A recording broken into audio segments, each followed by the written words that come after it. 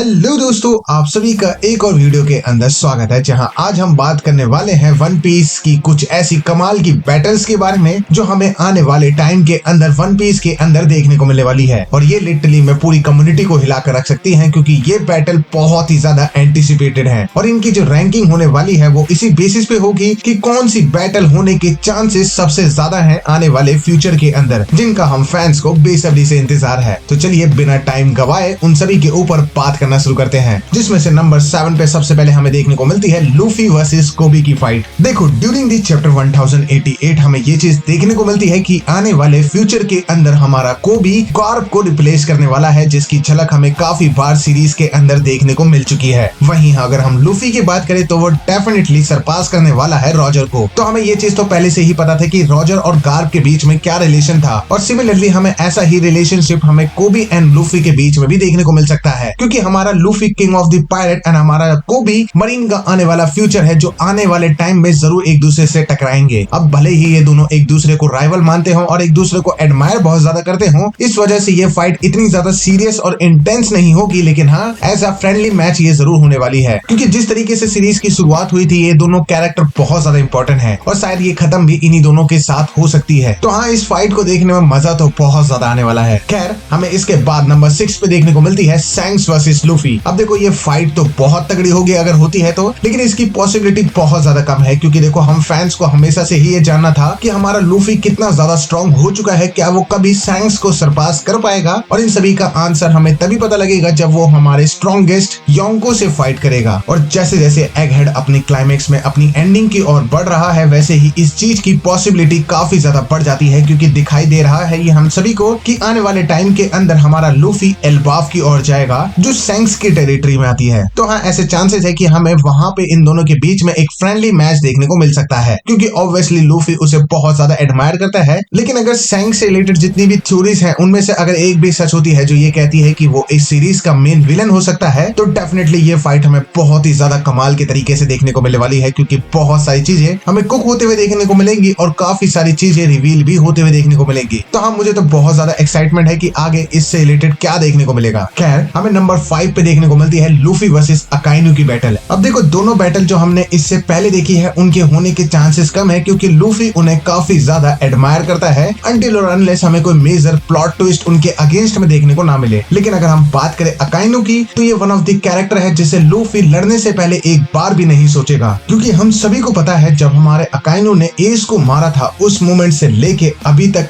हम सभी fans Luffy को अकाइनु से बैटल करते हुए देखना चाहते हैं, क्योंकि हमें काफी सारी वन पीस की ओपनिंग में भी हिंट किया गया है कि हमारा लूफी डायरेक्टली बैटल करने वाला है अकाइनु के साथ। अब देखो, हम जिस पॉइंट पे अभी सीरीज के अंदर हैं, ऐसे कोई चांसेस है नहीं कि हमारा लूफी जाके डायरेक्टली उससे बैटल करे, लेकिन हाँ ऑब्वियसली जो फाइनल सागा की वॉर होने वाली है उसमें लूफी अकाइनु को जरूर फेस करेगा, क्योंकि वो मरीन्स की डेफिनेटली धज्जियां उड़ाने वाला है। तो ये देखना काफी ज्यादा इंटरेस्टिंग होगा कि ओडा सेंसे इस बैटल को कैसे प्लॉट करेंगे और इसे कैसे कुक करके हमारे सामने रखेंगे, क्योंकि लिटरली में अगर लूफी ने अकाइनु को हरा दिया तो ये बहुत ही ज्यादा सेटिस्फैक्टरी मोमेंट होगा। खैर, इसके बाद हमें देखने को मिलता है नंबर 4 पे ड्रैगन वर्सेस सेंट फिगरलैंड गार्लिंग की फाइट। रिसेंटली जब हमें कुमा की बैक स्टोरी देखने को मिली थी तो हमने उसमें फिगरलैंड के काफी सारे जिक्र देखे थे, जहां ड्रैगन ये बोलता है कि गॉड्स के नाइट सुप्रीम कमांडर बहुत ही ज्यादा स्ट्रॉन्ग है, और ड्रैगन ने वैसे भी काफी पहले वर्ल्ड गवर्नमेंट के अगेंस्ट में वॉर अनाउंस कर रखी है। तो थोड़े ही चैप्टर पहले ही हमें ये चीज हिंट करके दिखाया गया था कि वर्ल्ड गवर्नमेंट के जो होली नाइट्स हैं वो भी अपने मूव लेने वाले हैं अगेंस्ट रिवोल्यूशनरी आर्मी, और अगर उन्हें रिवोल्यूशनरी आर्मी को खत्म करना है तो उन्हें ड्रैगन का सामना करना पड़ेगा। और फिगरलैंड गार्लिंग के अलावा शायद ही कोई ऐसा होगा जो हमारे ड्रैगन को होली नाइट्स में से हरा सकता होगा। और जो भी चीजें हमारे अभी साबो ने मरी जोस पे मचाया है, उसके बाद तो ये बैटल बहुत हद तक कंफर्म होते हुए देखने को मिलती है, जो हमें आने वाले टाइम के अंदर बहुत जल्द देखने को मिलेगी। तो ये देखना बहुत ही ज्यादा इंटरेस्टिंग होगा कि इन दोनों में से कौन ज्यादा स्ट्रॉन्गर है और ये दोनों बैटल करेंगे तो कौन जीतने वाला है। खैर, इसके बाद अगर हम बात करें नंबर 3 पे आने वाली बैटल के बारे में, वो होने वाली है जोरो वर्सेस मिहोक के बीच। अगर हम लूफी के अलावा किसी दूसरे कैरेक्टर को देखें जो एज अ मेन कैरेक्टर लगता होगा तो वो डेफिनेटली जोरो होने वाला है, क्योंकि वो थ्रू आउट द सीरीज हमें ऐसे ही पोर्ट्रे होते हुए देखने को मिला है, जो अपने ड्रीम्स के लिए काफी ज्यादा डेडिकेटेड है, और उसका ये ड्रीम वर्ल्ड का स्ट्रॉन्गेस्ट शॉर्ट्समैन बनना तभी पूरा हो पाएगा जब वो मिहोक को हराएगा, जो अभी उसके करंट लेवल पे तो डेफिनेटली पूरा नहीं हो सकता है, क्योंकि वो अभी उतना ज्यादा स्ट्रॉन्ग नहीं हो पाया है। अगर अभी हम उसे एगहेड में देखें जहां उसकी बैटल रॉब लूची के साथ हुई थी, उस बैटल में उसने काफी काफी ज्यादा टाइम वेस्ट किया था, मतलब वो उसे हराने में काफी ज्यादा टाइम लेता है, जिससे हमें ये चीज पता चल जाती है कि वो अभी मिहोक को हराने जितना स्ट्रॉन्ग तो नहीं हो पाया है और उसे हराने के लिए उसे अभी काफी सारे पावर अप्स, कॉन्करर हाकी और भी बहुत सारी चीजें चाहिए। लेकिन हाँ, ये चीज हमें फाइनल वॉर के साथ, क्योंकि उसका एक बार सामना तो जरूर होने वाला है फाइनल वॉर के अंदर, जो हमें ओडा सेंसेई काफी बार बता चुके हैं। लेकिन हाँ, जब भी ये बैटल हमें देखने को मिलेगी, लिटरली में ये बहुत ज्यादा तगड़ी बैटल होने वाली है पूरी सीरीज की। लेकिन इसके बाद जो हमें नंबर 2 पे देखने को मिलती है, वो लिटरली में पूरी सीरीज की मोस्ट एंटिसिपेटेड बैटल है, जो होने वाली है लूफी वर्सेस ब्लैकबीयर्ड के बीच में। क्योंकि इस बैटल का इंतजार तो सभी को है, और वैसे भी ये कहना बिल्कुल भी गलत नहीं होगा, जिस लेवल पे अभी ब्लैकबीयर्ड है उसे सिर्फ शैंक्स ही टक्कर दे सकता है या हरा सकता है, लूफी उसके आसपास भी नहीं है। और आप इस चीज को इस बात से भी समझ सकते हो कि लॉ और लूफी के बीच में पावर का डिफरेंस उतना ज्यादा नहीं है। हाँ, लूफी पावरफुल है लेकिन बहुत ज्यादा नहीं, और हमारे ब्लैकबीयर्ड ने लॉ को बहुत ही आसानी से डिफीट कर दिया था शुरुआत में ही, वो भी एगहेड के। वहीं हमारे लूफी ने अपने गियर 5 की पावर्स को पूरी तरीके से अनलॉक नहीं किया है